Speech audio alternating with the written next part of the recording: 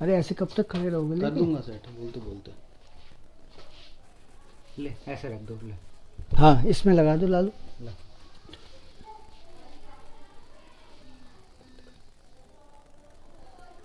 साफ नहीं आ रहा यार।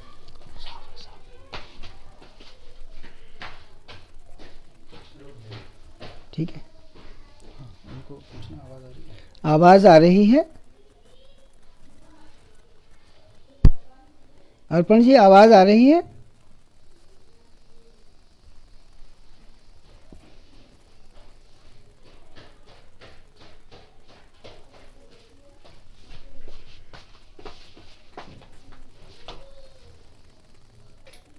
गड्ढा में अपने में लगा ना।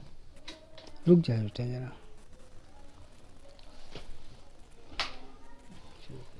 आवाज आ रही है क्या मेरी?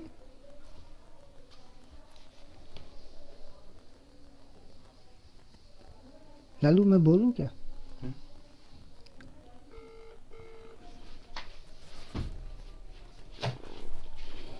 आ रही है। हेलो, आवाज़ आ रही है आपको? आ रही है। नमस्कार।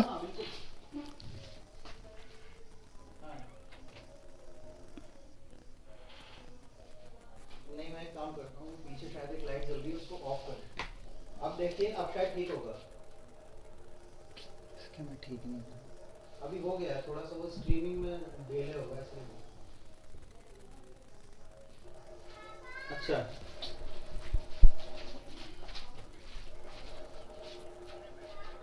हाँ हाँ हाँ, एक मिनट ज़रा। हाँ हाँ, एक मिनट। अब देखिए, अब ठीक आ रहा है ना? हाँ, ठीक है। अब आप ज़रा वो बोलेंगे तो देखिएगा आवाज़ आ रही है कि नहीं। हाँ, आवाज आ रही है। आ रही है ना आवाज़? हाँ, बोलिए।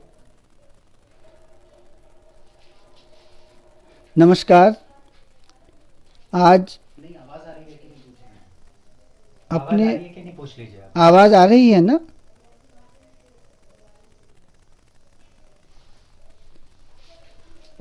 देखो इसमें कहाँ कम है। बोल रहे हैं वो। हाँ, आज हम अपने प्रिय कवि, कथाकार, संपादक, नहीं नहीं, इसको आलोचक और यात्रा संस्मरणकार बुजुर्ग मित्र विष्णुचंद शर्मा जी को याद करते हुए तीसरी कड़ी में आपसे मुखातिब हैं। इसकी शुरुआत कवि और अलाव के संपादक राम कुमार कृषक ने की थी और दूसरी कड़ी में आए थे सर्वनाम के संपादक रजत कृष्ण कल रात 8 बजे। मुझे कहा गया है कि मैं आदरणीय विष्णुचंद शर्मा जी पर कुछ कहूँ, कुछ अपनी उन पर लिखी कविताएं सुनाऊं और उन पर बात करूं। मित्रों, ये कहना ज़रूरी है कि काश यह अवसर ना आता।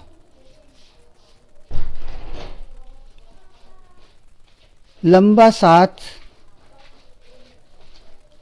रमाकांत के बाद सादतपुर में यह दूसरा ऐसा टूटा है कि मन अब भी अपने आप को एकाग्र नहीं कर पा रहा है। आप ये समझिए कि 73 में विष्णु जी सादतपुर आए थे और जब वो सादतपुर आए थे तो दिल्ली को धता बताते हुए सादतपुर जैसी जगह में आकर के बसे जिसे नागार्जुन दिल्ली की पूंछ का एक बाल कहा करते थे। ये दिल्ली में है लेकिन दिल्ली में नहीं है। ये राजधानी का एक हिस्सा है लेकिन जैसे राजधानी इसे अपना कोई हिस्सा नहीं मानती। यहाँ मनुष्य रहते हैं, भारत के वो नागरिक रहते हैं जो हर बार मतदान करते हैं, लेकिन क्या ये इलाका राजधानी का एक हिस्सा नज़र आता है? मेरे इस प्रश्न के जवाब में जब कभी आप सादतपुर की यात्रा करें तो अपने भीतर से एक जवाब पाएंगे। इसीलिए रमाकांत ने, इसीलिए विष्णुचंद शर्मा ने, इसीलिए बहुत बाद में नागार्जुन में, और इसीलिए बहुत पहले डॉक्टर माहेश्वर ने, सुरेश सलील ने, हरिपाल त्यागी ने, और फिर ये समझिए कि मैं महेश दर्पण, मेरे पड़ोसी धीरेन्द्र अस्थाना, मेरे मित्र कथाकार सहकर्मी वीरेंद्र जैन, कवि राम कुमार कृषक, कहानीकार अरविंद कुमार सिंह, कहानीकार और कवि हीरालाल नागर, अनेक लोग यहाँ आए और बस गए। कुछ परिंदे ऐसे भी आए जो आते रहे और जाते रहे, लेकिन आज भी जब वो अकेले में अपने आप से बात करते हैं तो उन्हें अपनी आत्मा सादतपुर में विचरती नज़र आती है। मैं किस किस का नाम लूँ? मुझे नाम लेना होगा शहरोज़ का, जो एक कवि, कथाकार और पत्रकार हैं। मुझे नाम लेना होगा रामनारायण स्वामी अनका का, जो सादतपुर में गालिब को तलाश करते रहे विष्णु जी की तरह। मुझे नाम लेना होगा सुभाष का, जो जापानी का अध्यापन करते हैं और कुछ समय विष्णु जी के साथ और बाद में सादतपुर में अध्यापन करते रहे और अब सादतपुर से बाहर हैं।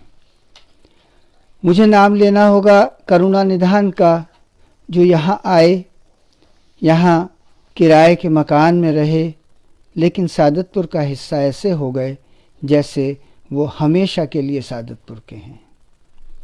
उनके साथ साथ अनेक लोगों की आवाजाही सादतपुर में होती रही और सादतपुर एक स्थान से संस्कृति में तब्दील हो गया। इसे स्थान से संस्कृति में तब्दील करने वाले लोग, जिन्हें हम सादतपुर का वास्को डी गामा कहते हैं, वो कथाकार रमाकांत थे। और उसके बाद जैसा कि मैंने बताया कि कारवां जुटता चला गया। यहाँ वो मुलाकात भी हम लोगों ने देखी जिसमें रामविलास शर्मा, नागार्जुन, रमाकांत, मुंशी जी और कभी त्रिलोचन, कभी शमशेर, कभी विजय बहादुर सिंह, कोई न कोई चला आ रहा है और भारत के अनेक कोनों से सादतपुर की हवाओं में कुछ न कुछ जोड़ रहा है। शलभ श्री राम सिंह ने तो यहाँ आकर के मकान खरीदने की, रहने की बड़ी कोशिशें की। कई मकान तलाशे गए, लेकिन अपनी आदत के अनुरूप वे सादतपुर में नहीं रह पाए और उन्हें सादतपुर ऐसी जगह लगा था जहाँ वो बस सकते थे। एक और लंबी फहरिस्त है जिसमें अजय सिंह समेत कई लोग आएंगे जिन्होंने यहाँ ज़मीन ली और किसी कारणवश यहाँ न रह सके। त्रिलोचन जी के लिए तो विष्णुचंद शर्मा ने अपने घर के पीछे एक कमरा ही बनवा दिया था। कोशिश की थी कि सादतपुर में एक मकान ले लिया जाए जहाँ त्रिलोचन जी रहें, न हो सका ऐसा। लेकिन धीरे धीरे सादतपुर एक साहित्यिक, सांस्कृतिक तीर्थ में बदलता चला गया और मुझे ये कहते हुए गर्व है कि हमने ऐसे महायात्रियों के साथ उठना बैठना, समझना, लिखना, पढ़ना सीखा, समझा, आगे बढ़े, तहजीब हासिल की, जिससे हमें लगा कि दरअसल कागज़ और कलम का रिश्ता होता क्या है। विष्णुचंद्र शर्मा को बहुत सारे लोग शर्मा ही मानते हैं। ये बड़ी विचित्र बात है। एक बार नौटियाल साहब से बात हो रही थी। नौटियाल साहब यानी कि विद्यासागर नौटियाल, जो विष्णु जी की वजह से ही सादतपुर बहुत आते जाते थे। नौटियाल साहब ने एक बार मुझसे कहा था कि आप लोग विष्णु और बनारस का रिश्ता तो बड़ा जोड़ते हैं, लेकिन दरअसल विष्णु सुनियारोदा बक्खू के हैं। सुनियारोदा बक्खू? सुनियारोदा बक्खू अमृतसर की एक बस्ती, जिसके पास एक दरवाज़ा उसका खुलता था जलियांवाले बाग की तरफ। कहते हैं कि अमृतसर के इस परिवार का मुखिया, ये एक बग्गा परिवार था दरअसल, जिसका मुखिया पुरोहिती किया करता था। मुखिया अर्थात विष्णु जी के दादा। विष्णु जी के दादा पुरोहिती के साथ साथ गोसेवा करते थे, शादियां कराते थे, लेकिन उनका बेटा कृष्णचंद्र चाहता था कि मैं इस धंधे में न पड़ूं। अब उसकी मनस्थिति देखी होगी या उसमें पढ़ाई की ललक देखी होगी, आज तो ये कहना बड़ा मुश्किल है, लेकिन एक समय विष्णु जी के नाना ने उन्हें अमृतसर में देखा और अपने साथ बनारस ले आए। अपने साथ बनारस लाने का कारण था कि वो बनारस में पढ़ाई लिखाई करें, एक अलग भविष्य तैयार करें, क्योंकि वो पौरोहित्य करना नहीं चाहते। अब साहब कृष्णचंद्र शर्मा बनारस आ गए, पढ़ने लगे और धीरे धीरे बनारस की हवा में ऐसे घुल मिल गए कि अपने नाम के आगे शर्मा लिखने लगे। यहाँ कृष्णचंद्र के आगे से बग्गा हटा और शर्मा लग गया। दिलचस्प बात यह थी कि उनके भाई अमृतसर में अपने नाम के आगे बग्गा ही लगाते रहे। कृष्णचंद्र शर्मा वैद्यकीय की परीक्षा देने वाले थे और उसके लिए उन्हें कलकत्ता जाना पड़ा। कलकत्ता गए, वहां चल रहा था कांग्रेस का अधिवेशन। कांग्रेस के अधिवेशन में साहब उनको बना लिया गया कांग्रेस का सदस्य।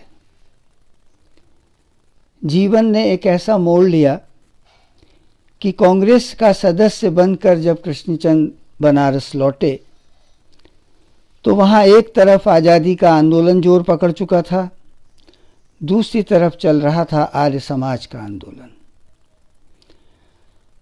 कृष्णचंद्र वहाँ मालवीय जी के संपर्क में भी आ गए थे।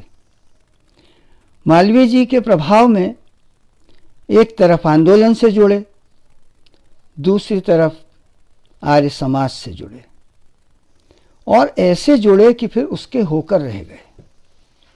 कृष्णचंद्र शर्मा की लगन, उनकी मेहनत, उनके दृढ़ निश्चय को देखकर एक दिन जो सज्जन इनको लेकर के आए थे पढ़ाने के लिए बनारस, उन्होंने अपनी बेटी शिवदेवी से इनका विवाह कर दिया। अब कृष्णचंद्र शर्मा और शिवदेवी की हुई 6 संतानें, 3 भाई और 3 बहन।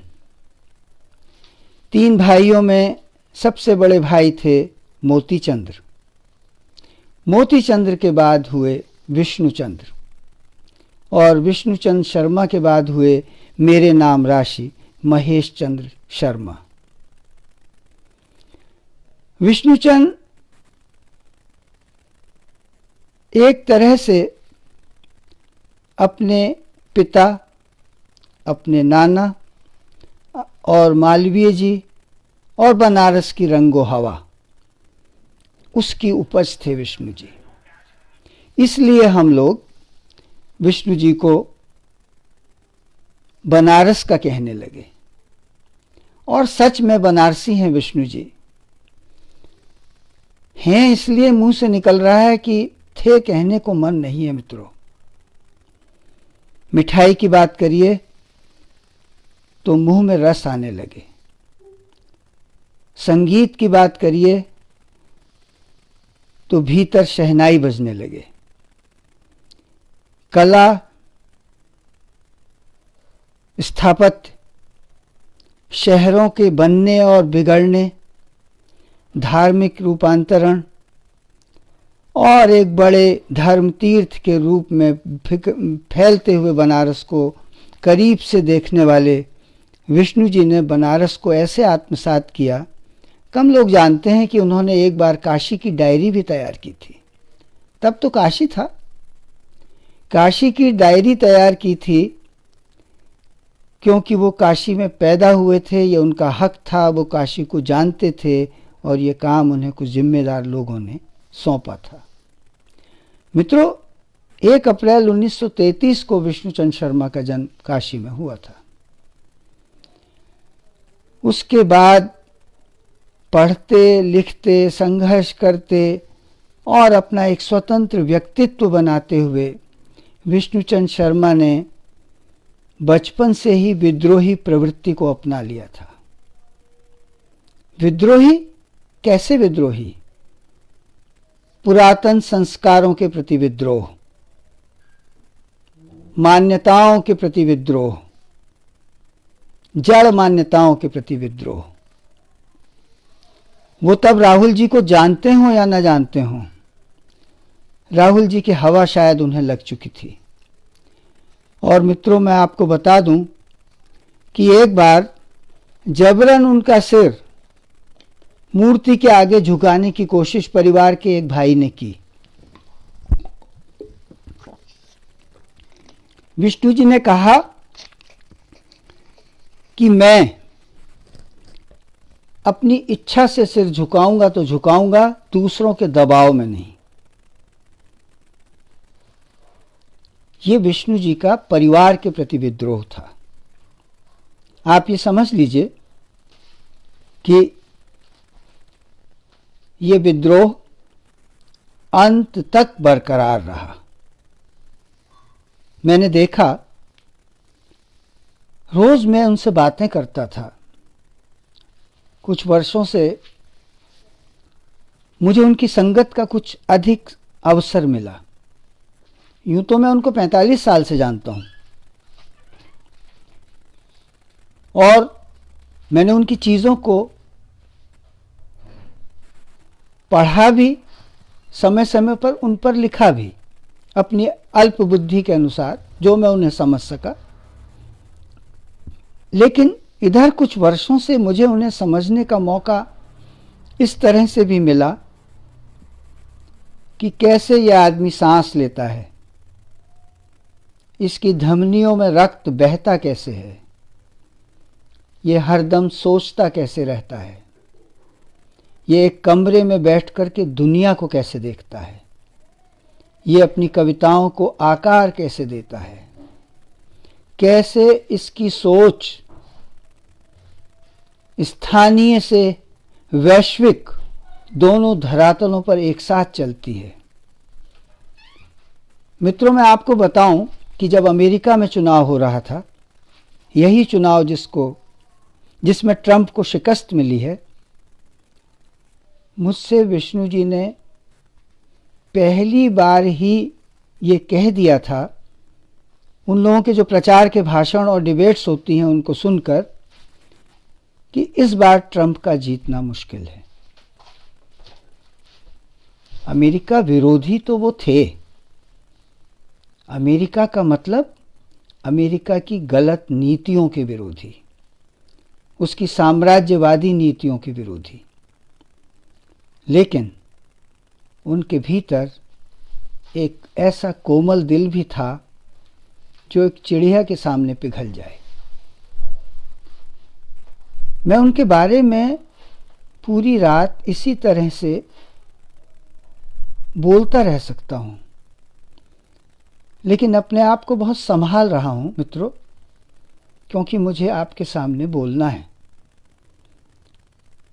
सच बात तो यह है कि मैंने ये सोचा था कि उस कवि के संपादक को जो 56-57 में बनारस से निकला था, जिसके वागद्वार लिखने वाले संपादक को उस वक्त बनारस के महारथियों ने मान लिया था, इलाहाबाद के महारथियों ने मान लिया था, दिल्ली और कलकत्ता, दिल्ली तो उस वक्त कुछ खास था ही नहीं, कलकत्ता तक उनकी धूम मच गई थी। उस कवि के वागद्वार को पढ़ने के लिए, उस कवि में विशिष्ट कवि की प्रस्तुति को देखने के लिए, उस कवि में नामवर सिंह का कवि मित्र नाम से स्तंभ पढ़ने के लिए आतुर प्रतीक्षाएं की जाती थी। मित्रों, जिन कवियों पर कवि में विशिष्ट कवि के अंतर्गत बात की गई, उनमें से कुछ के नाम जो मुझे याद रह गए हों वो आपको बताता हूं। त्रिलोचन, नामवर सिंह, केदारनाथ सिंह, भवानी प्रसाद मिश्र, रामदरस मिश्र, दुष्यंत कुमार, कीर्ति चौधरी, और दो एक नाम छूट रहे होंगे, लेकिन आप ये समझ लीजिए कि उस वक्त हिंदी में शायद ही कोई ऐसा युवा या बुजुर्ग रचनाकार होगा जो कवि पढ़ने की ललक न रखता हो। मुझे विश्वस्त सूत्रों से पता लगा था कि अज्ञेय जी प्रभाकर माचवे के पास जाकर के कवि पत्रिका पढ़ा करते थे। कवि पत्रिका में जिन विशिष्ट कवियों पर आलोचनात्मक टिप्पणियां की, वो कौन थे जरा ये सुन लीजिए। भवानी प्रसाद मिश्र पर उन्हीं की शैली में लिखा था हजारी प्रसाद द्विवेदी ने। मुक्तिबोध पर पहली बार नामवर सिंह ने ऐसी आलोचनात्मक टिप्पणी की थी जिसके बाद हिंदी जगत में मुक्तिबोध को एक बड़ी पहचान मिली। मुझे बताया था विष्णु जी ने कि कवि में नामवर सिंह का लेख पढ़ने के बाद मुक्तिबोध ने एक पत्र विष्णु जी के पास डाक से भेजा था, जिसके भीतर लिफाफे में एक पत्र और था जो नामवर जी के लिए था, और उन्होंने लिखा था विष्णु जी को कि मित्र, मेरे पास नामवर सिंह का पता नहीं है, आप ये पत्र उन तक पहुंचा दीजिएगा। ये बातें मैं इसलिए कर रहा हूं कि ये हिंदी साहित्य का एक अलिखित इतिहास है जिस पर कम लोग बात करेंगे। आज तो वो समय है मित्रों जब एक आलोचक या समीक्षक 1 या 2 या 3 महीने लगाकर एक पुस्तक पढ़ता है, पूरे मन से उस पर लिखता है, और लिखने के बाद हिंदी समाज तो छोड़िए, वो लेखक भी अगर आलोचक या समीक्षक को फ़ोन करके ये कह दे कि मैंने आपका लेख पढ़ा, अच्छा या ख़राब कैसा लगा, तो गनीमत है। आज मित्रों, हम जिस आत्ममुग्ध संसार में जी रहे हैं, जिस आत्म केंद्रित साहित्य जगत को जिस तरह से बनाते चले जा रहे हैं, उससे लड़ने वाली संस्कृति के प्रतीक थे विष्णुचंद्र शर्मा। वो अपनी कविताओं का एक संसार बनाते थे तो एक संसार दूसरों की कविताओं का बनाते थे। उन्होंने कई पीढ़ियों के कवियों को आकार दिया। मुझे कह लेने दीजिए, ये सच है कि आज जो बड़े कवि बने हुए हैं हिंदी के अनेक, उनमें से कई विष्णु जी के पद चिन्हों पर चल करके यहाँ पहुँचे हैं। मैं ये जानता हूँ कि उनसे वरिष्ठ लोग भी अभी मौजूद हैं। उनके साथ के 2 लोग तो दिल्ली में ही हैं। रामदरस मिश्र जी जो हिंदी के इस समय वरिष्ठतम साहित्यकार हैं, पिछले ही दिनों उन्होंने अपनी 2 पुस्तकें मुझे मेरे पते पर भेजी थीं, जिनमें से एक मेरे लिए और एक विष्णु जी के लिए थी। मेरे लिए उन्होंने अपनी कहानियों का संग्रह भेजा था और विष्णु जी के लिए भेजा था एक उपन्यास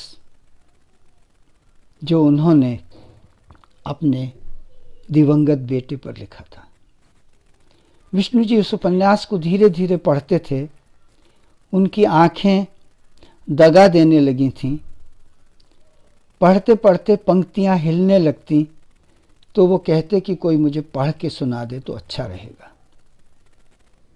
कई चीजें वो पढ़ करके सुनने लगे थे। एक संयोग ही है कि सुबह से लेकर के शाम अंधेरा होने तक मैं उनके पास रहता और 8 बजे के बाद रात को मेरा बेटा वहाँ पहुँच जाता और रात भर वो उनके साथ तब तक रहता जब तक सुबह मैं विष्णु जी के घर न पहुँच जाऊं। तो मेरे बेटे ने उनके गणेश की भूमिका भी अदा की। उनको सुनाने वाले व्यक्ति की भूमिका भी अदा की। और मैं क्या कहूं मित्रों, जैसे वो रात का महेश बन गया था। विष्णु जी ने मुझे बताया, वो कहते थे कि ये लड़का अब इस हैसियत में आ गया है कि ये मुझे डांटता है। एक बार उन्होंने मजाक में शाम के वक्त जब मैं पहुंचा तो मुझसे कहा कि इस समय तुम कैसे? मैंने कहा ऐसे ही मैं चला आया था, इधर गुजर रहा था तो देखा कि सोचा कि देख लूं। तो कहने लगे कि तुम जानते हो मैं आजकल डॉक्टरों से घिरा हुआ हूं। एक डॉक्टर रत्नेश गुप्ता है, एक डॉक्टर मेघ पांडे उर्फ राजू मेरा छोटा बेटा, और एक डॉक्टर हो तुम पूछते हो कितने गिलास पानी पिया, ये पूछता है कि चाय ज्यादा तो नहीं पी।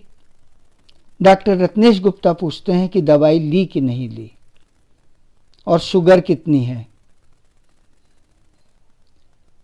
ये बातें कुछ ऐसी बातें हैं जिसके बीच में से विष्णु जी को मैं झांक झांक कर देखता था।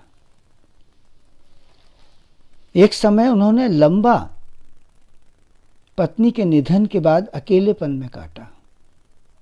शरीर ठीक था, मन टूट रहा था।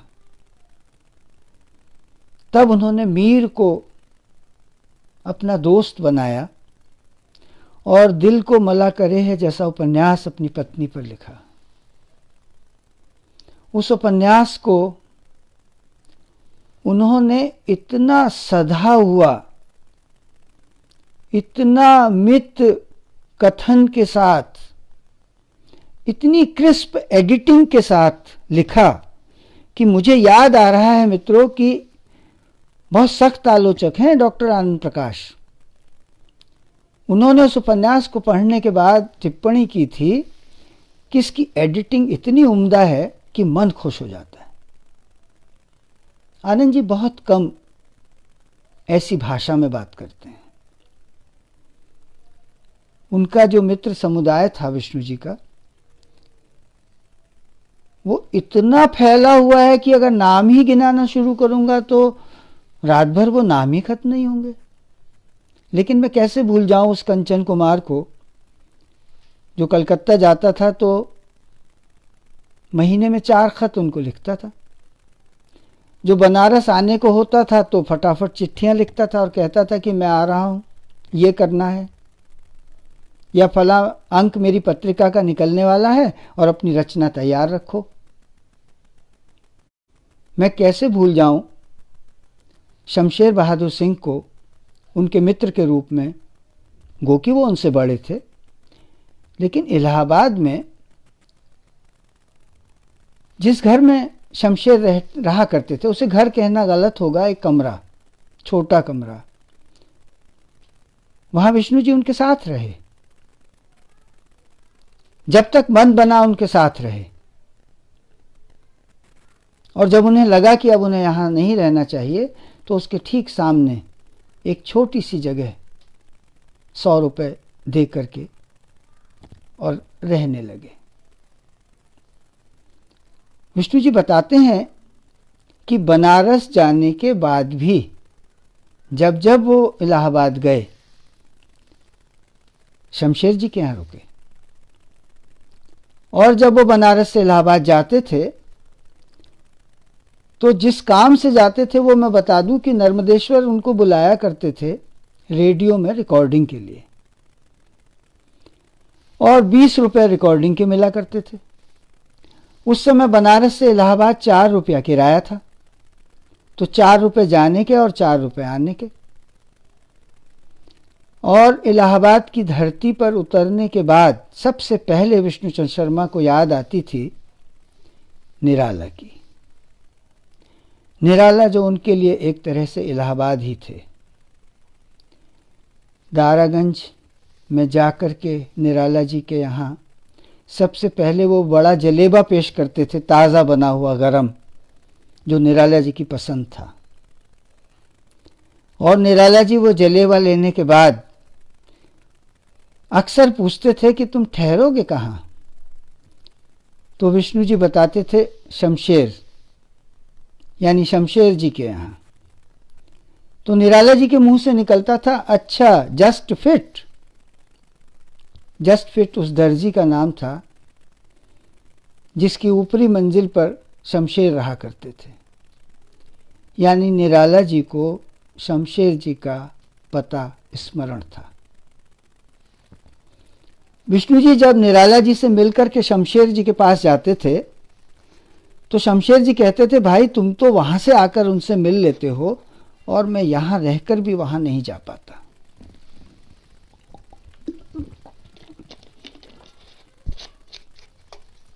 ये मित्रों न जाने के मन की बात नहीं है, उन दिनों को निराला को देख पाने की बात है। निराला जी को लेकर के विष्णु जी ने एक प्रसंग तो मुझे ऐसा सुनाया, जब मैं उसे लिख रहा था अपनी डायरी में, तो जैसे मेरे भीतर मेरा रोम रोम उठ खड़ा हुआ हो। और जब विष्णु जी सुनाते थे ना, तो अचानक वो कहते थे, तो महेश, वो जो संबोधन था वो उन्हें उस समय में ले जाता था और बताते थे कि एक बार मैं अपने मित्र की बहन, जो कि मेरी भी मित्र थी, शील को लेकर के निराला जी के पास गया। वो बहुत अच्छा गाती थी। निराला जी के पास पहुंचे और परिचय कराया कि ये शील हैं और आपकी रचना आपको सुनाएंगी। निराला जी बैठ गए। एक तो निराला का शरीर, फिर निराला की वो तेज आंखें, वो आंखें जिसे देख रही हों वो कुछ कर सकता है क्या? शील निराला की आंखों को देखकर ऐसी सहमी कि उनके मुंह से आवाज निकल करके न दे। विष्णु जी ने कहा कि निराला जी, अगर आप इन्हें ऐसे देखेंगे तो ये गा न सकेंगी। निराला जी सरल भी थे। उन्होंने कहा, तो मैं यहां से उठ जाऊं? तो उन्होंने कहा, आप उठिए मत, बैठे रहिए। ये नहीं कहा कि उधर मत देखिए।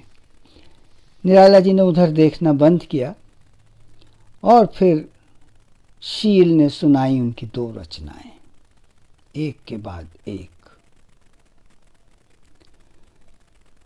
मित्रों, विष्णु जी बता रहे थे कि वो निराला जी ने जब वो रचना पहली वाली सुननी शुरू की तो दूसरी या तीसरी पंक्ति से उन्होंने अपनी जांघों में थाप देनी शुरू कर दी।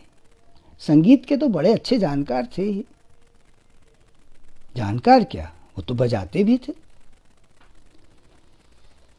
विष्णु जी ने मुझे बताया कि वो उस मकान में वर्षों बाद तक जाते रहे, निराला के निधन के बाद भी,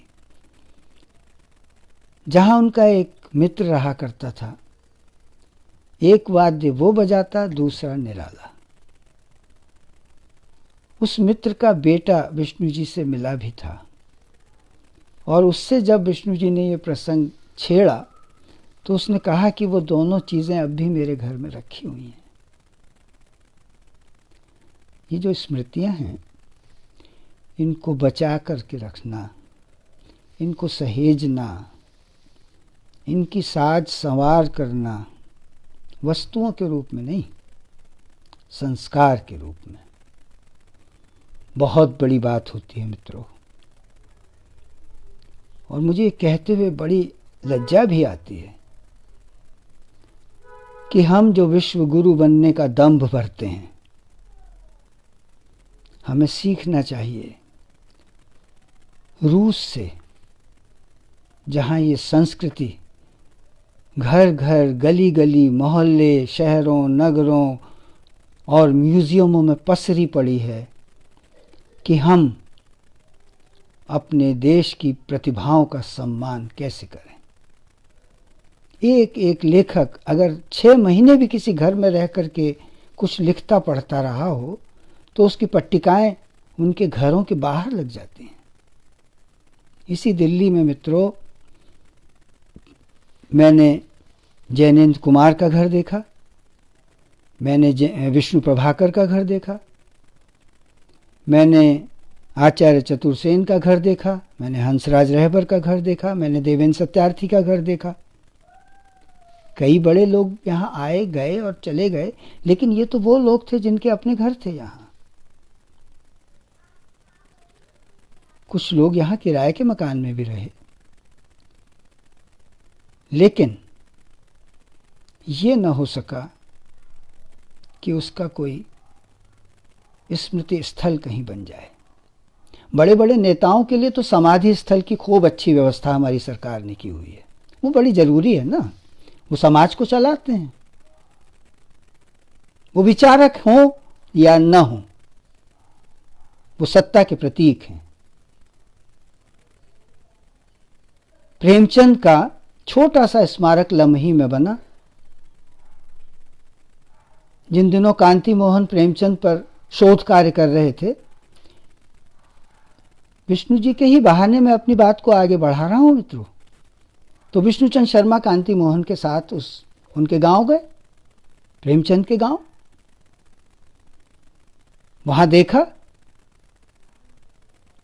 कुछ भी नहीं था, भूसा, घास, धूल, धक्कड़ और एक पुराना खंडहर मकान।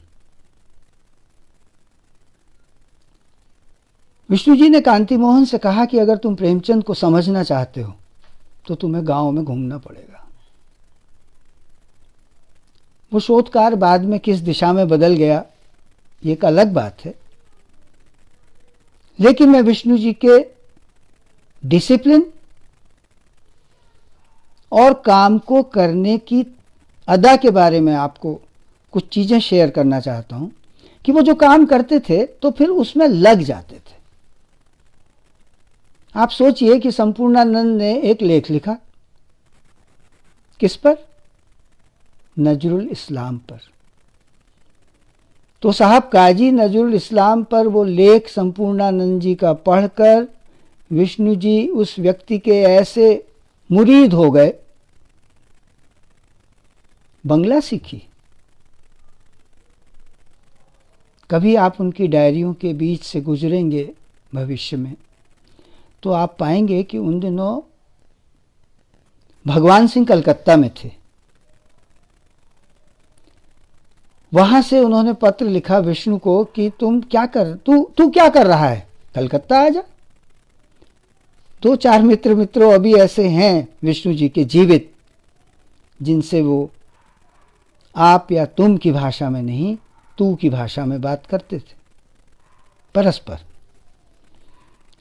तो विष्णु जी भगवान सिंह जी के आमंत्रण पर कलकत्ता चले गए। मन में तो बसे हुए थे ही नजरुल इस्लाम, बंगला आती नहीं थी, बंगला सीख रहे थे। तो रेस्तरां में बैठकर जहां चाय पीते थे भगवान जी और विष्णु जी, वहां जो ये बंगला बोलते थे उसको सुनकर के वहां के वेटर हंसते थे। तो वेटर को बुला के पूछा जाता था, ए इधर आ, हंस क्यों रहा है, ये बता कि हम गलत कहाँ हैं। वो गलतियां बताते थे। फिर किसी तरह धीरे धीरे धीरे बंगला सीखी, कविताएं पढ़ी, लाइब्रेरीज में गए और कहते हैं कि डॉक्टर महादेव साहा ने, ये बात तो विष्णु जी ने मुझे खुद ही बताई थी, कि महादेव साहा ने एक लाइब्रेरी में ये व्यवस्था करा दी जहां बंगाल के बड़े बड़े लिखाड़ लोग आया करते थे, जहां बनफूल बैठे रहते थे, जहां शंकर बैठे रहते थे, वहां विष्णु जी के बैठने की व्यवस्था कराई और कहा कि यहाँ आपको संपूर्ण नजरुल का लेखन मिलेगा, बंगला की दूसरी पुस्तकें मिलेंगी और आप आराम से बैठिए, पढ़िए, जो समझ न आए किसी से बात कीजिए, पूछिए, लिखिए। साहा जी ने एक बड़ा काम उस समय किया था और विष्णु जी का उत्साह इससे और बढ़ गया।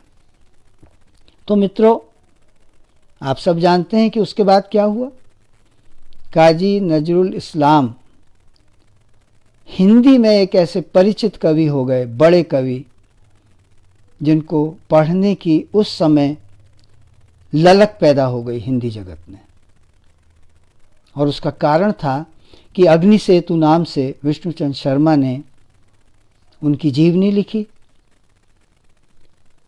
और मैं आपसे कह रहा था ना शुरू में कि विष्णु जी का मन था कि वो अपनी चीज़ों के साथ दूसरों की चीज़ों को भी आगे रखने में कभी पीछे न हटते थे। आप देखेंगे जो पहला संस्करण अग्नि सेतु का प्रकाशित हुआ, उसमें आत्मकथा तो बाद में शुरू होती है। पहले प्रकाशित की जाती है वह कविता जो शमशेर बहादुर सिंह ने काजी नजरुल इस्लाम के निधन पर लिखी थी। आप उस कविता को पढ़ेंगे तो भावुक हो आएंगे। शमशेर ने वो कविता बड़े मन से डूब कर लिखी थी। शमशेर तो खैर कोई काम बगैर डूबे करते ही नहीं थे। एक जगह डायरी में मैंने पढ़ा विष्णु जी की कि जल्दी में तो शमशेर खत तक नहीं लिखते थे। ये था शमशेर का मिजाज। तो कविता जब वो लिखें तो फिर अव्वल तो लिखने का मन बनाए वह मुश्किल, और जब बना लें तो जो बात निकलेगी तो फिर दूर तलक जाएगी। वो शमशेर थे। तब विष्णु जी ने उस कविता को अग्नि सेतु के प्रारंभ में प्रकाशित करके फिर से सम्मानित किया। मित्रों, ये पुस्तक उन्होंने ऐसे ही नहीं लिख दी थी। डॉक्टर चटर्जी जिनके साथ वो नजरुल को देखने अस्पताल गए थे, उस समय एक भीषण चमत्कार हुआ। अगर चटर्जी साहब की भाषा में कहा जाए तो वो था भीषण चमत्कार। हुआ क्या था कि जब नजरुल के पैर छुए विष्णुचंद्र शर्मा ने, तो नजरुल की आंखों से दो आंसू ढुलक गए इनके खलवाट पर, और वो आंसू बह करके नीचे आ गए। उस आंसू के गिरने को देखकर डॉक्टर चटर्जी के मुंह से ये शब्द निकले थे, भीषण चमत्कार। और उस भीषण चमत्कार के बाद सचमुच हिंदी में आई भीषण चमत्कार की तरह वो पुस्तक। ये चूंकि विष्णुचंद्र शर्मा ने लिखी थी, चूंकि बंगला के एक लेखक पर लिखी गई थी, और लिखी कैसे गई उस दौरान कि उसी लाइब्रेरी में शंकर से मिले, बनफूल से मिले, बनफूल ने उन्हें शंकर से मिलवाया, और फिर एक बार एक पुस्तक विक्रेता के पास विष्णु जी पहुंचे जिसने नजरुल का समग्र छापा था।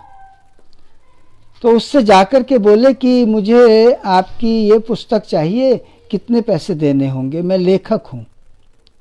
तो उन्होंने कहा आप बंगला जानते हैं, अपना नाम हिंदी में लिख करके दीजिए, मैं आपको ये पुस्तक आप पढ़ेंगे, मैं आपको भेंट करूंगा। प्रकाशक ने पूरा सेट इनको लिख करके भेंट कर दिया।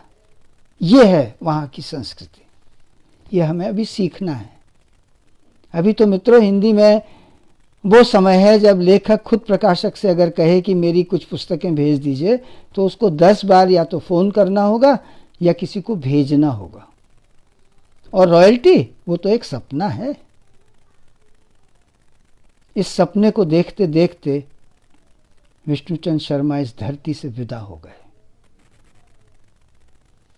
नागार्जुन कहा करते थे कि कुछ लोग मेरे मरने की प्रतीक्षा कर रहे हैं। विष्णुचंद्र शर्मा ने इस वाक्य को कई बार मेरे सामने कहा। मैं जानता हूं कि हिंदी में रॉयल्टी देना उतना सुलभ काम नहीं है, लेकिन बिल्कुल ना देना तो बेशर्मी है ना मित्रों। उस बेशर्मी को झेलते हुए एक पीढ़ी हमसे विदा ले रही है। मुझे लगता है कि उनकी हर पुस्तक पर, चाहे वो मुक्तिबोध की आत्मकथा हो, चाहे राहुल पर लिखी गई समय साम्यवादी हो, चाहे वो कबीर की डायरी हो, चाहे वो तिलक पर लिखी गई मंत्रदाता पुस्तक हो, आप ये समझ लीजिए कि उनकी समस्त जीवनियां,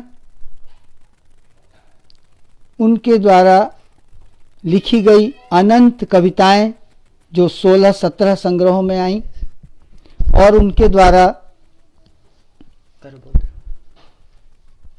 वो बोल रहे थे ना ऐसा। हाँ मैं ऐसे नहीं कर पाऊंगा यार। अब बोल दो होगी। उनके द्वारा लिखी गई अनंत कविताएं, आप ये समझ लीजिए कि वो जो काम करते थे अपने मन से करते थे, किसी दबाव में नहीं आते थे। और मैंने देखा कि वो दे दें किसी को तो अपनी जान निकाल करके दे दें, और अगर विद्रोह करने पर उतारू हों तो उसकी जान ले लें। ये जान लेना हत्या करना नहीं, शब्द उनके पास एक ऐसा हथियार था जिसके माध्यम से वो बहुत कुछ करते थे। आप सोचिए कि जिस व्यक्ति ने कवि निकाला, दिल्ली आकर के 72-73 में शुरू किया सर्वनाम, तब सर्वनाम इस आकार का नहीं था मित्रों, थोड़ा सा बड़ा था। समझ लीजिए कि दस्तावेज पत्रिका आपने देखी है ना, लगभग उस आकार का। और उसके बाद सर्वनाम का दूसरा प्रकाशन काल आया जिसमें उसका आकार भी छोटा हुआ, लेकिन मन वैसा का वैसा रहा विष्णु जी का, बड़ा। उन्होंने विश्व साहित्य के अंक निकाले सर्वनाम के। उन्होंने किसान क्रांति, यशपाल, राहुल सांकृत्यायन, त्रिलोचन, नागार्जुन, किस पर अंक नहीं निकाले। उन्होंने संपादन की एक नई वीथी तैयार की थी, और जब तक उनमें शक्ति रही तब तक वो संपादन करते रहे। जब उन्हें लगा कि अब मैं अशक्त हो गया हूं, तो उन्होंने स्वयं पर शोध कार्य करने वाले और समर्थ युवा कवि रजत कृष्ण को सर्वनाम का संपादन सौंप दिया। रजत कृष्ण ने मुझे बताया कि वो अप्रैल में विष्णुचंद्र शर्मा पर सर्वनाम का एक विशेष अंक प्रस्तुत करने जा रहे हैं। निश्चित रूप से उसे पढ़ने में मेरी दिलचस्पी होगी, क्योंकि रजत उन बहुत कम लोगों में से हैं जो विष्णुचंद्र शर्मा के मानस को करीब से जानते हैं। तो मित्रों, मैं बात तो कर रहा था कि उनकी कविताएं, उनका संपादन, उनका अनुवाद, उनकी आलोचना, वो व्यावहारिक आलोचना करते थे। ठस आलोचना में उनका विश्वास नहीं था। ऐसे पाठकों की और ऐसे विद्वानों की कमी नहीं है जिनकी समझ में उनकी भाषा नहीं आती है, लेकिन उन्हें समझने के लिए आपको समय देना पड़ेगा। आपको उन संदर्भों को समझना होगा,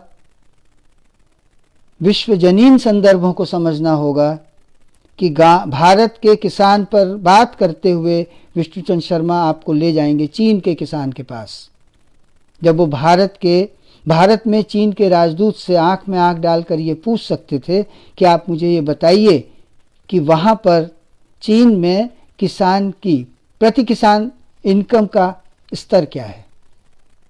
फिर उसे भारत के किसान से वो उसकी तुलना करते थे। उन्होंने लूशुन को पढ़ा था, उन्होंने चीन के दार्शनिकों को पढ़ा था, और वो ये जानते थे कि इस बदलते हुए समय में इन महादेशों की क्या भूमिका होती जा रही है और क्या अब होगी। मित्रों, उन्होंने अनेक ऐसी पुस्तकें भी तैयार की जिन्हें पढ़ करके हम एक अलग संसार में जा सकते हैं। आप उनको पढ़ते हुए एक तरफ बसंत की तलाश करेंगे, दूसरी तरफ भारत में जानवर तंत्र को देखेंगे। ये दो उनके अलग अलग कविता संग्रह हैं, बसंत की तलाश और जानवर तंत्र। लेकिन अभी पिछले वर्षों उनको ये ख्याल आया कि क्यों न इनको एक साथ प्रकाशित कराया जाए, एक जिल्द में। तब उन्हें आकृति प्रकाशन ने एक जिल्द में प्रकाशित किया। तो तलाश बसंत की से पहले विश्वनाथ त्रिपाठी का एक महत्वपूर्ण आलोचनात्मक लेख उसमें दिया गया। अब जानवर तंत्र पर कौन लिखे? तो मुझसे कहने लगे, महेश तुमको इस पर लिखना है। मैंने जानवर तंत्र पढ़ा, लेकिन मित्रों, मैं एक आलोचक की हैसियत से उस पर लिखने में खुद को समर्थ नहीं पा रहा था।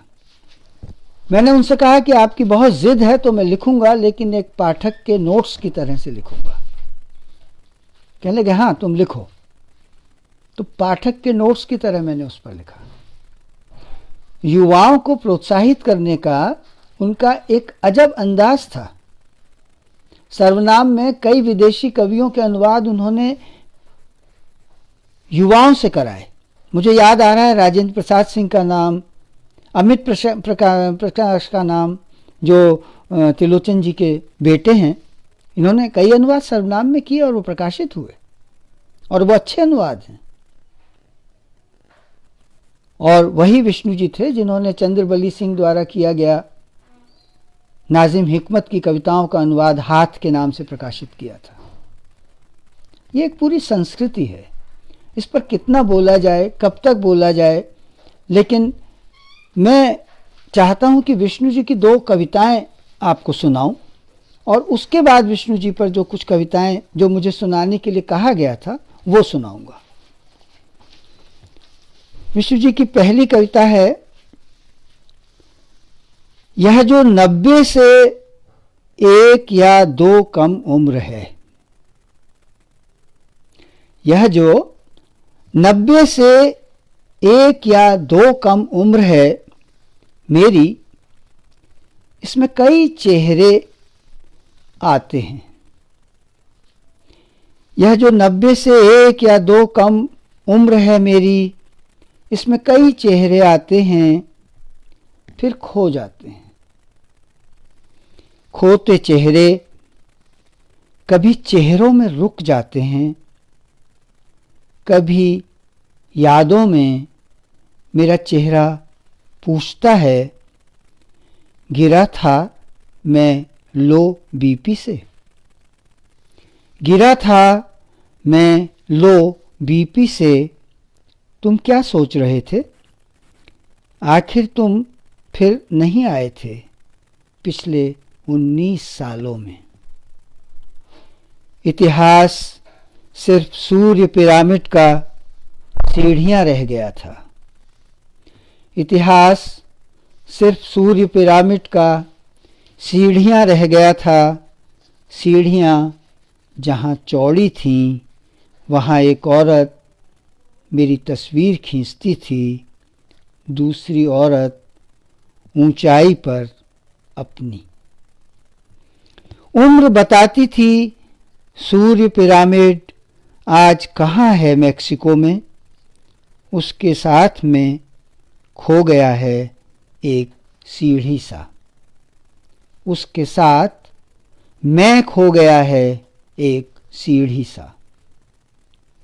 दूसरी कविता है,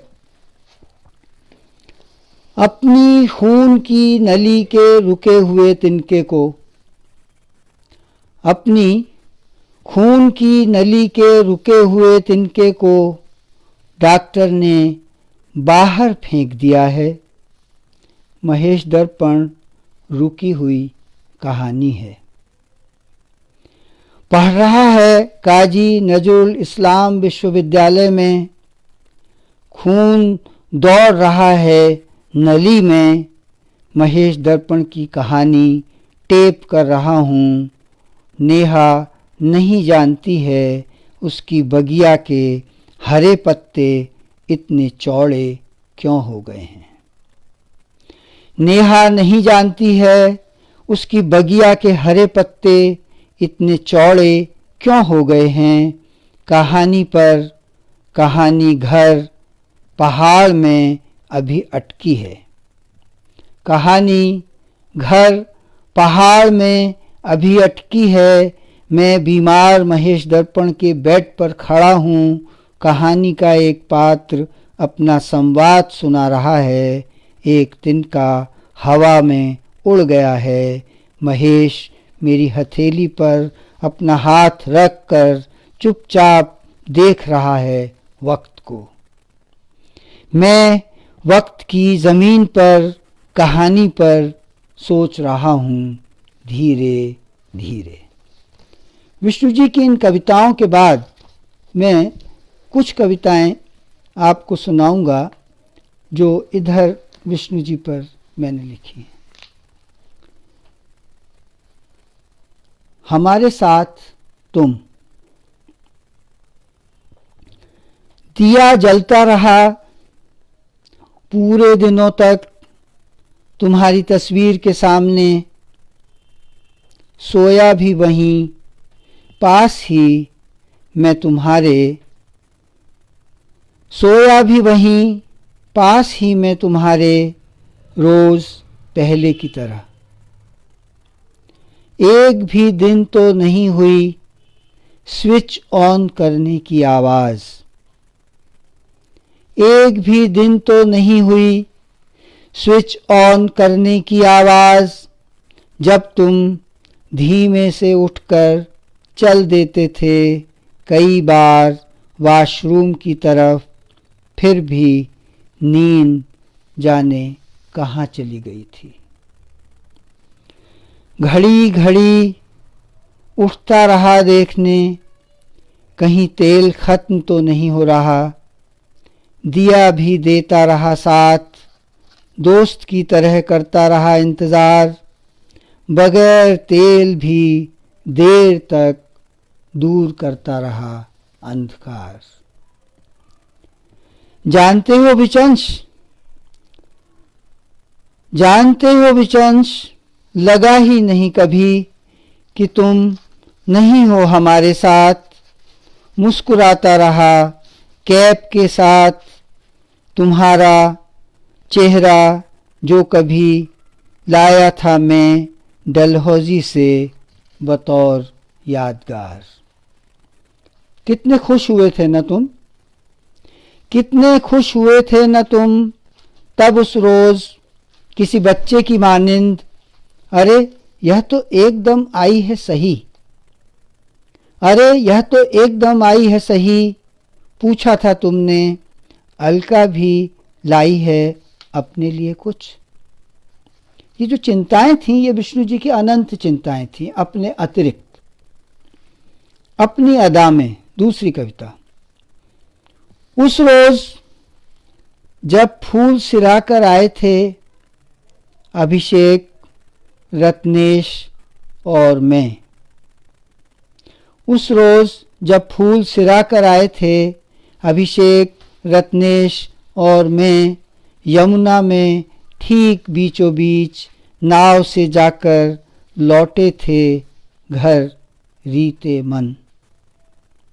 कैसे देख रहे थे न एक दूसरे को हम, और तभी सलिल आकर बैठ गए थे तख्त पर हमेशा की तरह कोरोना की परवाह किए बगैर। अभी जैसे बस अभी बतियाने लगेंगे विचंश से त्रिलोचन, शमशेर या नागार्जुन के बारे में, या फिर अपनी ही कुछ कविताएं, अशार या गज़लें अभी की लिखी सुनाएंगे। बगैर मास्क चले आए थे, बगैर मास्क चले आए थे बेध्यानी में, और जब ख्याल यह आया कि अब विचंश कहाँ, तब हताश ढीली चाल से चल दिए थे अपने घर की तरफ, बार बार पीछे मुड़कर देखते हुए। सब सोचते सादतपुर के बुजुर्गों के जाने पर, जिनमें माहेश्वर, रमाकांत, नागार्जुन और हरिपाल त्यागी के बाद कैसे अचानक ही शामिल हुए विचंश अपनी अदा में, कैसे शामिल हुए विचंश अपनी अदा में। जब हों दिल्ली में, हाथ जोड़े खड़े हैं हीरालाल, खामोश, रीते और उदास। हाथ जोड़े खड़े हैं हीरालाल, खामोश, रीते और उदास। किंतु सादतपुर की सुबह अब नहीं होगी वैसी जैसी होती थी विचंश के संग। जैसे साफ करते थे अपनी आंखें हमारे सामने गर्म पानी से, जैसे छीलते थे बादाम सुबह सुबह और फिर हो जाते थे तैयार सिप करने के लिए लेमन टी। बात चलती थी कभी अमेरिका, चीन या रूस पर, तो कभी श्रीलंका, पाकिस्तान, नेपाल या बांग्लादेश पर घर लौटने से पहले। बात चलती थी कभी अमेरिका, चीन या रूस पर, तो कभी श्रीलंका, पाकिस्तान, नेपाल या बांग्लादेश पर घर लौटने से पहले। गली के मोड़ तक हर सुबह हीरालाल नागर होते थे साथ। जब हों दिल्ली में कभी न होते हुए भी वही तो थे जो हर हाल में हाजिर होते थे। तुलिका की पसंद का कुछ, ये एक 4 वर्ष की बच्ची है जो बाबा के यहाँ अक्सर जाती थी, मेरी पोती तुलिका। ले जाना तुलिका की पसंद का कुछ, ले जाना तुलिका की पसंद का कुछ, किंडर जॉय, नमकीन या टेढ़े मेढ़े, बताती समझाती है रोज राजू को वह कि जो नहीं खाती उसे वह देख भी नहीं पाती। घर से निकलते वक्त हर रोज कैसे आगाह कर दिया करते थे, आखिर बड़े दादा थे ना तुम उसके। जानते हो क्या कहती है वह? तारा बन गए ना बड़े दादा, अब आसमान से भेजेंगे मेरे लिए ढेर सारे खिलौने, फुलझड़ी, कार, ट्रक और हेलीकॉप्टर, बॉल, बैलून और लाल वाली डक जो चलेगी हमारे घर पर उनकी ही तरह ठक ठक ठक ठक। जिनसे बनता था सादतपुर। अगली कविता है, जिनसे बनता था सादतपुर। हरिपाल तो हो गए थे मुक्त, हरिपाल तो हो गए थे मुक्त पहले ही विचंश से द्वारका जाकर, पर लौटा था उनका पार्थिव शरीर जिसे देखा था हमने शीशे के बक्से में। तब लगा था जैसे कभी भी उठ खड़े हों, तान ले मुट्ठी, बोल दें हल्ला दुश्मन पर इंसानियत के। कुछ महीने पहले तो सुना रहे थे अपनी ताज़ा तरीन छोटी कहानियाँ, कुछ ही महीने पहले तो सुना रहे थे अपनी ताज़ा तरीन छोटी कहानियाँ, जिनमें फूटा था उनका आक्रोश असमता, आशंका और अन्याय परोसती व्यवस्था पर। कभी सुनते, राय देते और खामोश हो जाते विचंश को देख, कहते आपकी राय बेशकीमती है हमारे लिए, आपकी राय बेशकीमती है हमारे लिए। कभी हो जाता ऐसा भी जैसे यही है उनका अंतिम संवाद। कभी हो जाता ऐसा भी जैसे यही है उनका अंतिम संवाद। पर फिर चौथे दिन ही तो पूछते विचंश त्यागी नहीं आए। फिर चौथे दिन ही तो पूछते विचंश त्यागी नहीं आए। होने लगते इधर उधर व्याकुल, तभी अपना नीला कुर्ता लहराते नमूदार हो जाते। हरिपाल जी नमस्कार, क्या हालचाल है।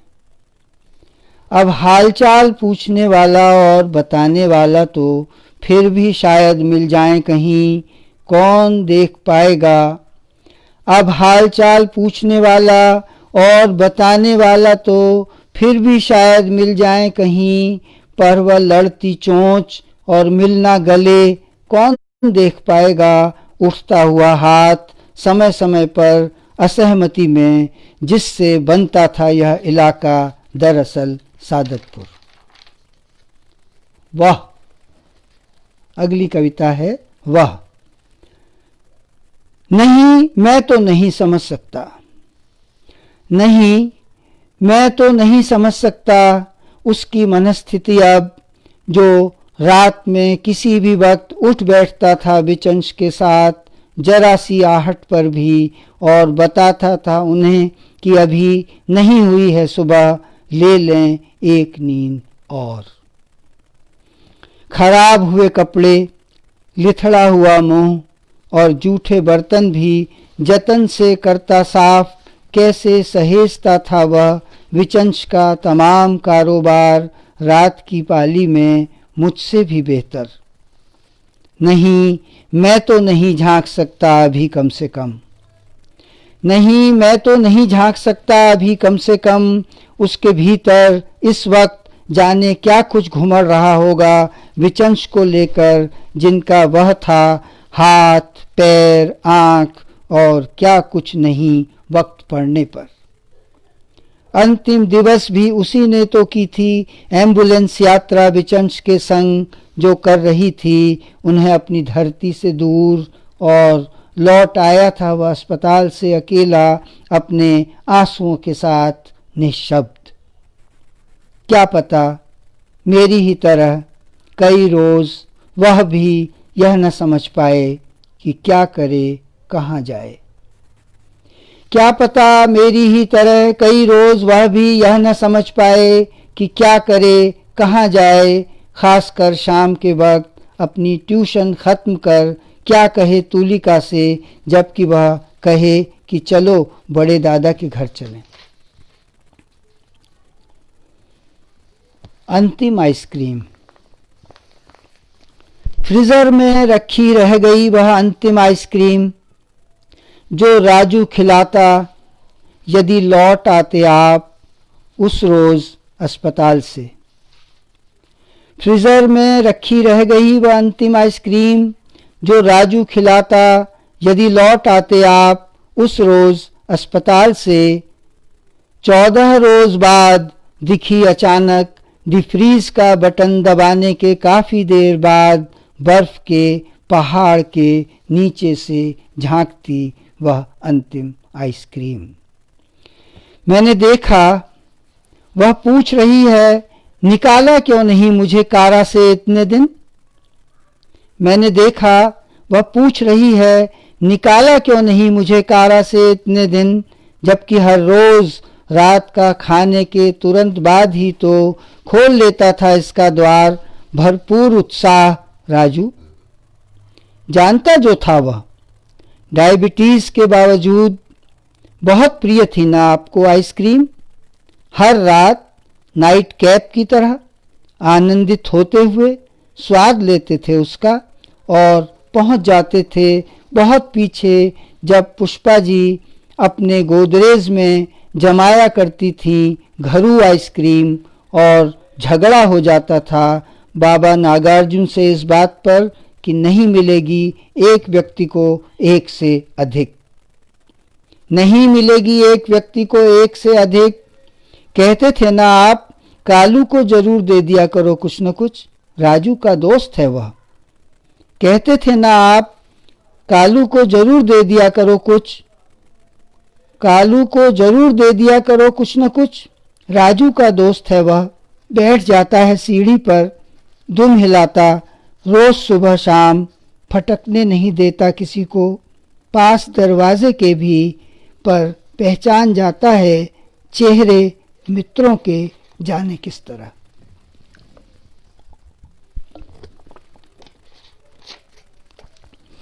पर पहचान जाता है चेहरे मित्रों के जाने किस तरह। बस फेंक न सका मैं वह आइसक्रीम, पिघलाकर प्लेट में परोस दी कालू के सामने। चट कर गया वह, देखते देखते अदृश्य हो गई आइसक्रीम भी आपकी तरह। जाते जाते लगा लेकिन पूछ रहा था कालू, क्या अब फिर नहीं मिलेगी कभी? क्या अब फिर नहीं मिलेगी कभी?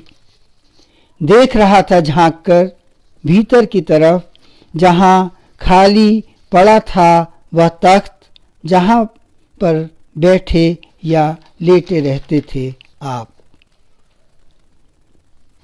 जो ला सके वापस। भीतर की मेज की दराज से उठा रहा हूं एक एक कर, शेष छूट गई दवाएं, लोशन, ट्यूब, बाम और दर्द होने पर किया जाने वाला स्प्रे। रुई का वह पैक जिसमें से लेकर दोनों कानों में लगाया करते थे आप, ईयर ड्रॉप डलवाने के बाद, पट्टी, बैंडेड, घर पर बनाई वैसलीन, जब तब लगा लिया करते थे ना आप, इससे जरा ठीक रहता है कहते हुए।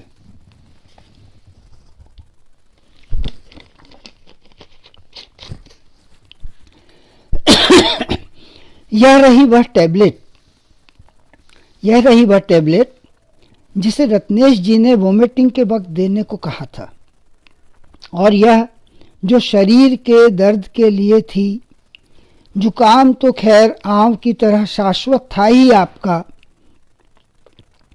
जिसके लिए बेनागा चलती थी डॉक्टर साहब की बताई गोली, कभी पूरी तो कभी आधी। अभी इस ड्रॉप का क्या करूं, जो सुबह उठते ही मुंह धोने के बाद सबसे पहले डालते थे आंखों में। कभी दृष्टि, कभी ट्रवटॉन, कभी टीयर प्लस डलवाते। शुरू होती थी सुबह आपके साथ लेमन टी पीते, अखबार की हेडलाइंस से गुजरते। पार्श में चलती रहती थी टीवी पर न्यूज़, जिसे सिर्फ सुनते थे आप, और ऊब जाने पर कहते अब इसे बंद कर दो। वही हैं रात की बासी खबरें। वहीं तो पड़ा है अखबार, वहीं तो पड़ा है ज़मीन पर अखबार, जहां डाल गया है हॉकर।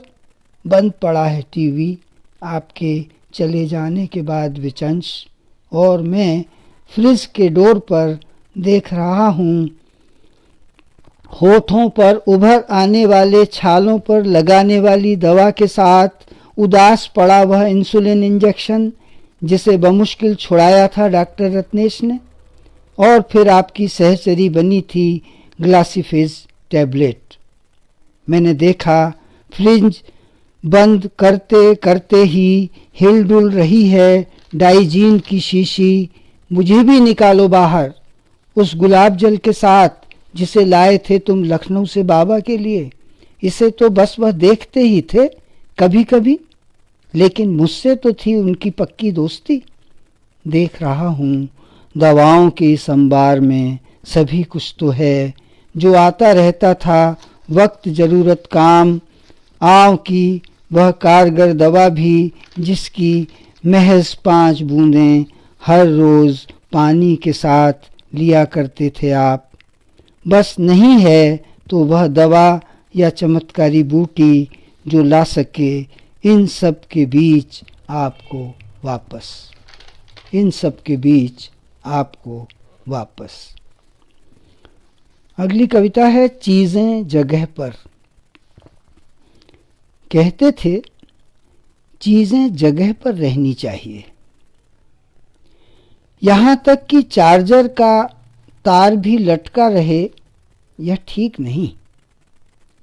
पढ़ने के बाद अखबार, खाने के बाद थाली, चाय के बाद प्याली और लगा लेने के बाद तेल की शीशी तुरंत पहुंच जाए जगह पर।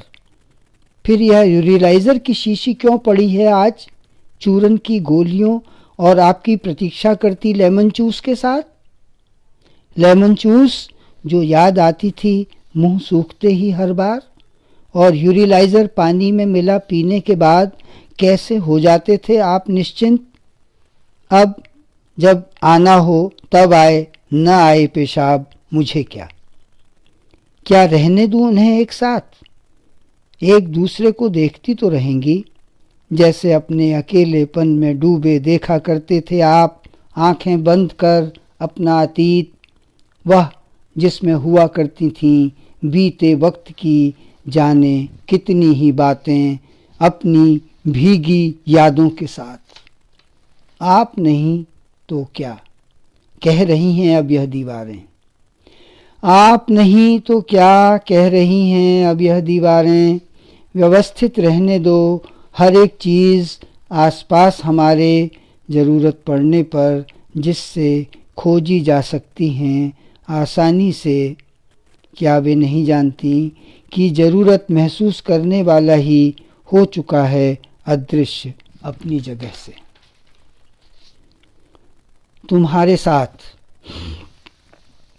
इससे बढ़िया क्या हो सकता है? इससे बढ़िया क्या हो सकता है? झट निकलता था मुंह से तुम्हारे। कॉफी पीने को पूछो, अपना लिखा या कहीं प्रकाशित कुछ सुनाने को कहो, या कहो मिलाने के कॉल किसी पुराने मित्र को। इससे बढ़िया क्या हो सकता है? खिल जाती थी बाछें, उठ बैठते थे सारी सुस्ती और उदासी छोड़, एक झटके से जैसे मिल गया हो विटामिन चुपके से। आज मैं पी रहा हूँ कॉफ़ी लालू की बनाई उसी के साथ, पर सोचता हूँ अब कुछ भी सुनाऊंगा किसे, ये कब भी तो जाने क्या सोचते होंगे आपको यहाँ न पाकर। क्या सचमुच होगा कुछ इल्म आखिरी रोज सुबह? क्या सचमुच होगा कुछ इल्म आखिरी रोज सुबह? जब आई थी याद विश्वनाथ जी की, तब बोले थे ना आप, कहो उनसे कॉफ़ी पीनी हो तो आ जाएं यहाँ। उसके बाद तो फिर वह आपकी कोरोना पॉजिटिव रिपोर्ट बता ही दी थी डॉक्टर रत्नेश ने फ़ोन पर। उसके बाद तो फिर आपकी वह कोरोना पॉजिटिव रिपोर्ट बता ही दी थी डॉक्टर रत्नेश ने फ़ोन पर। तब वीरेंद्र और निर्दोष यहीं तो थे आपके पास। फिर कहाँ बचा था कॉफ़ी पीने का वक्त? चल ही तो दिए थे स्ट्रेचर पर, पीपीई किट पहने राजू के साथ। एम्बुलेंस पर आप सेंट स्टीफंस की तरफ जाते जाते सर के नीचे मैंने रखा था एक शॉल। मेरे एक मित्र ने छोड़ दिया था बहन का पसंदीदा आम। मेरे एक मित्र ने छोड़ दिया था बहन का पसंदीदा आम उसके निधन के बाद। पर सोचता हूँ मैं न छोड़ूंगा, कॉफ़ी पीऊँगा अब भी, जब जब पीऊँगा तुम्हारे साथ कुछ पल और जीऊँगा।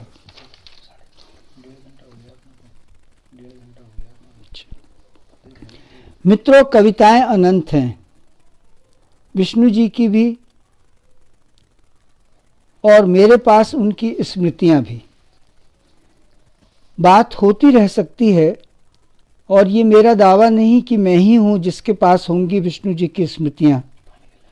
भारत में, भारत के बाहर अनेक मित्र उनको जानने और चाहने वाले ऐसे हैं जो जब तब अनेक रूपों में उन्हें याद करेंगे। उनका एक रूप मैं आपको और बताना चाहता हूँ और उसके बाद इस संवाद का अंत करूँगा, क्योंकि वो रूप आज कम देखने में आता है। मित्रों, कुचामा शहर में उनके मित्र कुंवर जो निराला के बहुत अच्छे अध्येताओं में से एक हैं। बाद में उन्होंने अपनी दिशा बदल ली और वो ध्यान इत्यादि में चले गए। कुचामा में उन्होंने एक ध्यान केंद्र बनाया और वहाँ उनकी कुछ शिष्याएं जब विष्णुचंद शर्मा से एक बार मिली, विष्णु जी घूमने के लिए गए थे और उनका विष्णु जी से मिलन हुआ, तो वो विष्णु जी से इतनी प्रभावित हुई कि उन्होंने अपने उस जीवन की कुछ कमियां पहचानी। उनमें से एक मारिया थी, जो अपने आप को भारत में मीरा के नाम से जाना चाहती हैं। उन्होंने एक आत्मकथा लिखी और वो आत्मकथा अंग्रेजी में लिखकर विष्णु जी को मेल कर दी।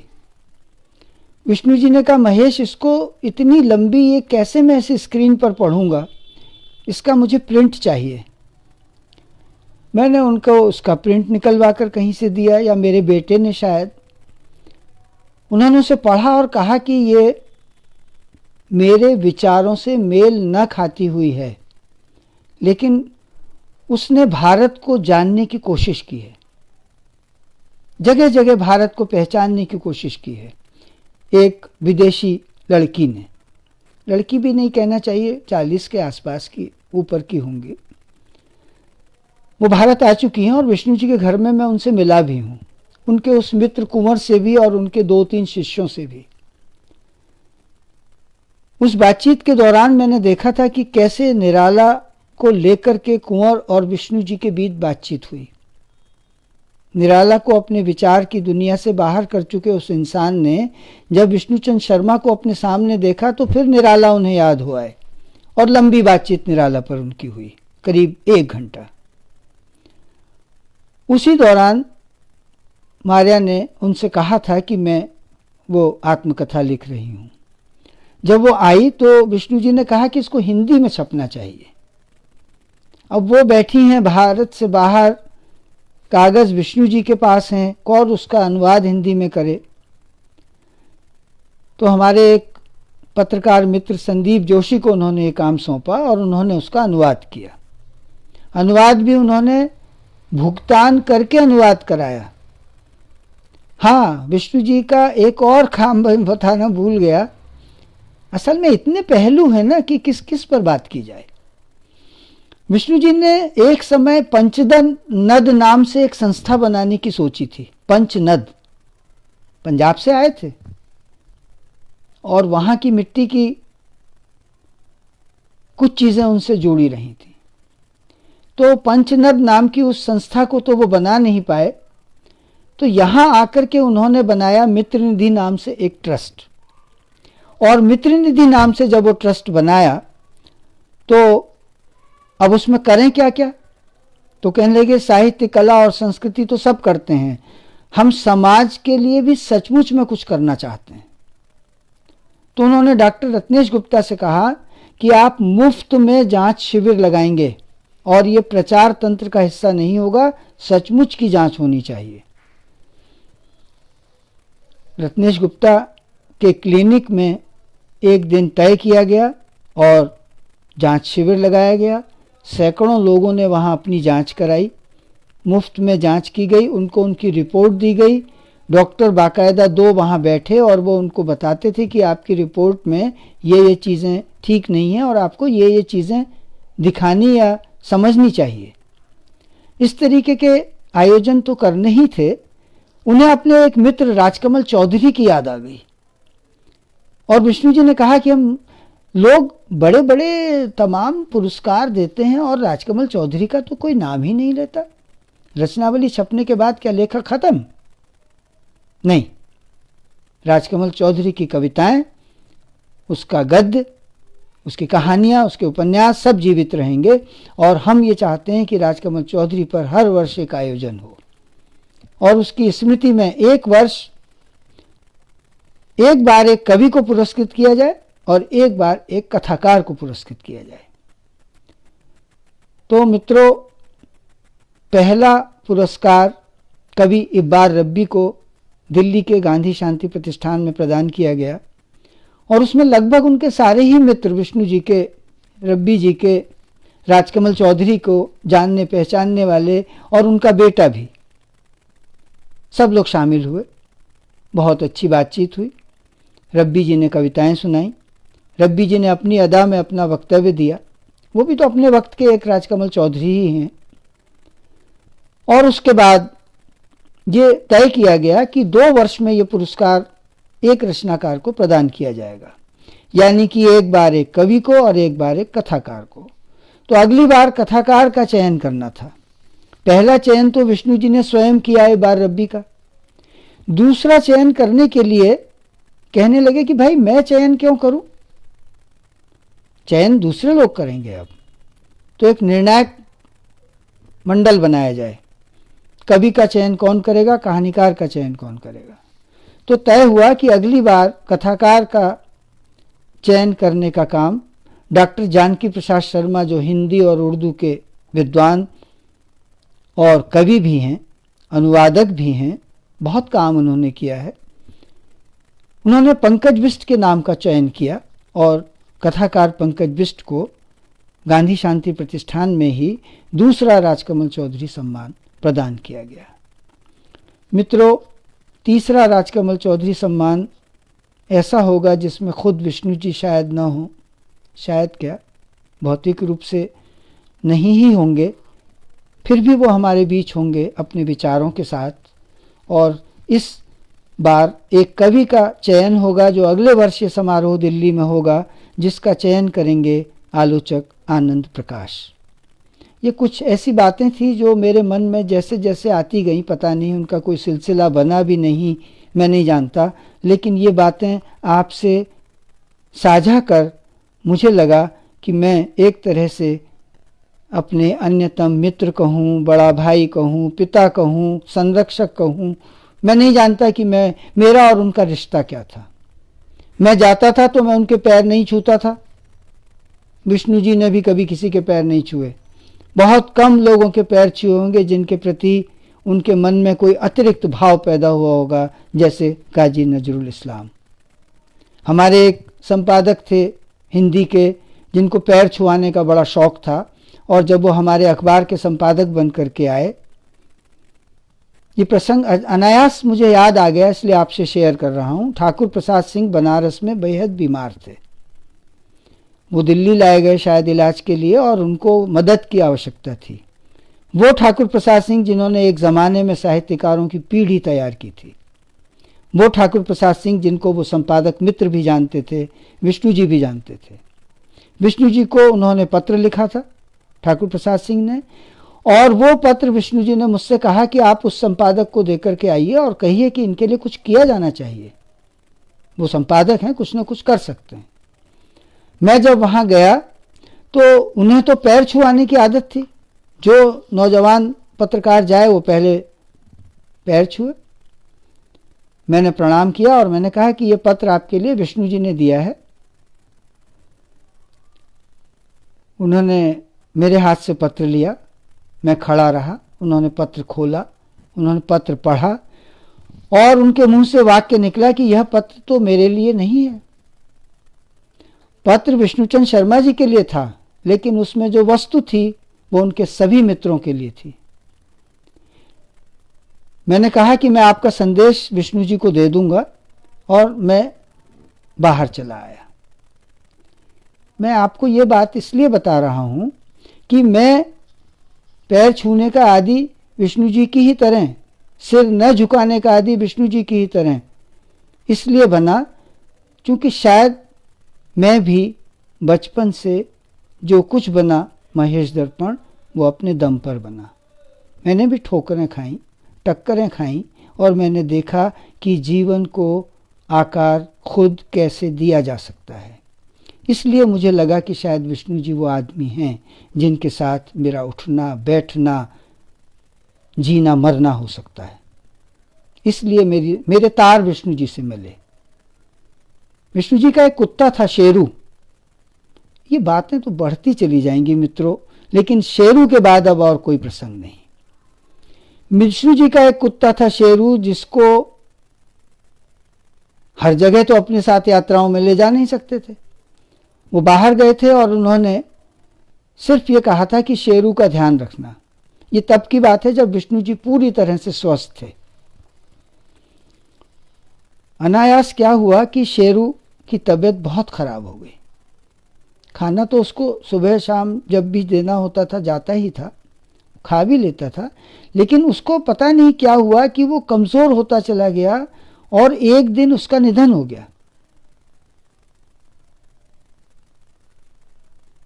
उसके जीते जी, विष्णु जी और शेरू के जीते जी, मैंने उनके संबंधों पर एक कहानी लिखी थी।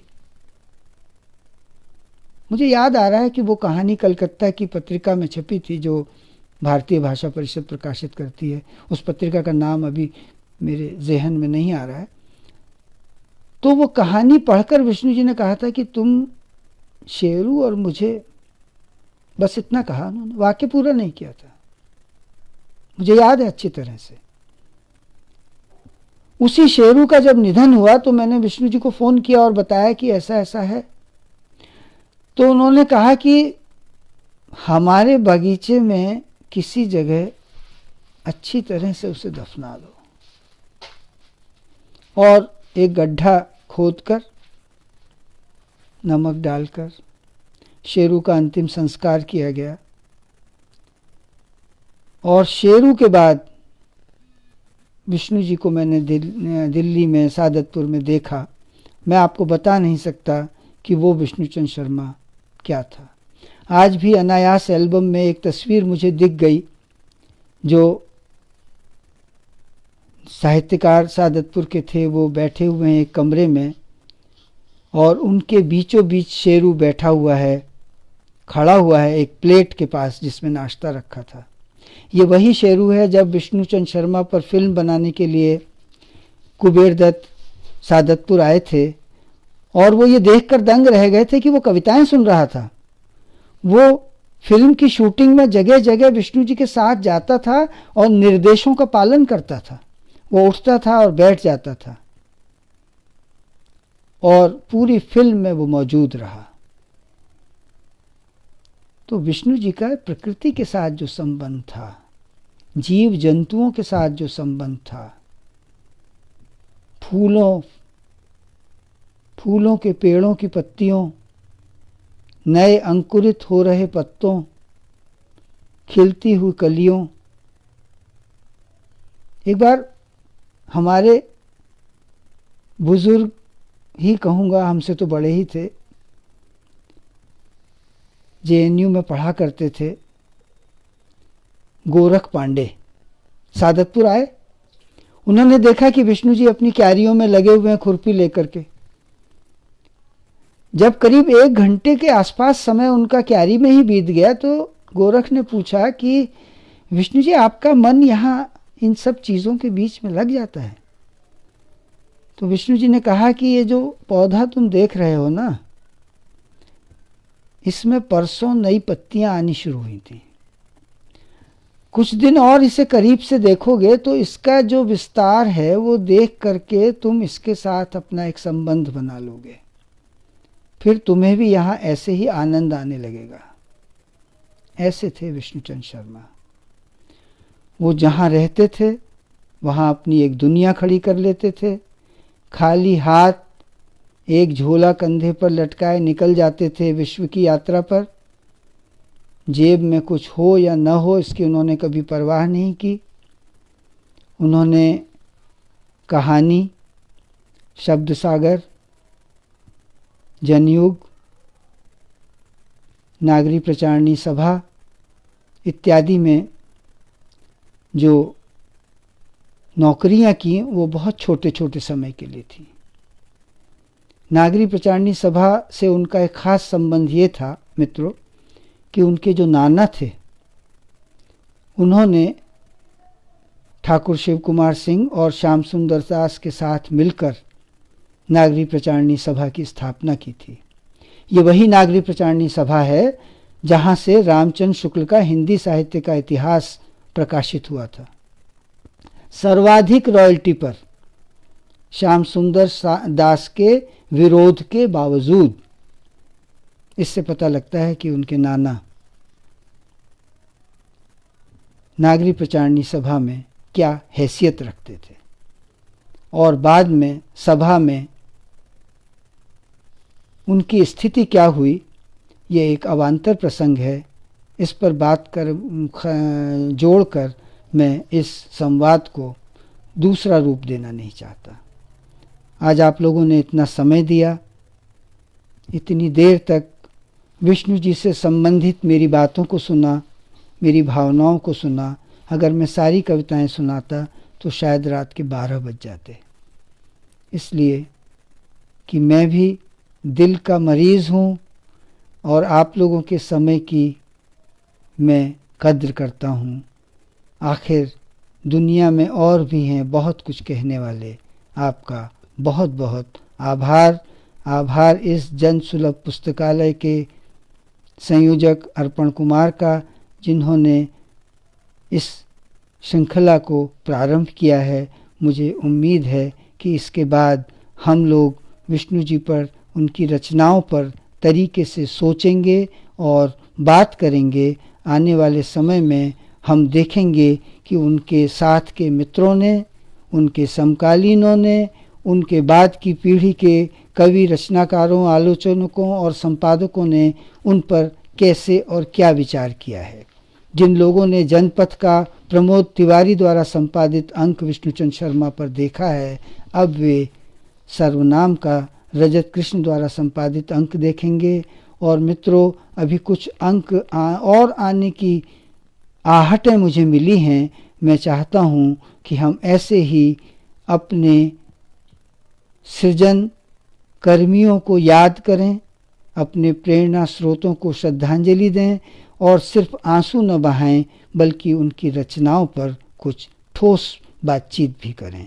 आप सबका बहुत बहुत आभार।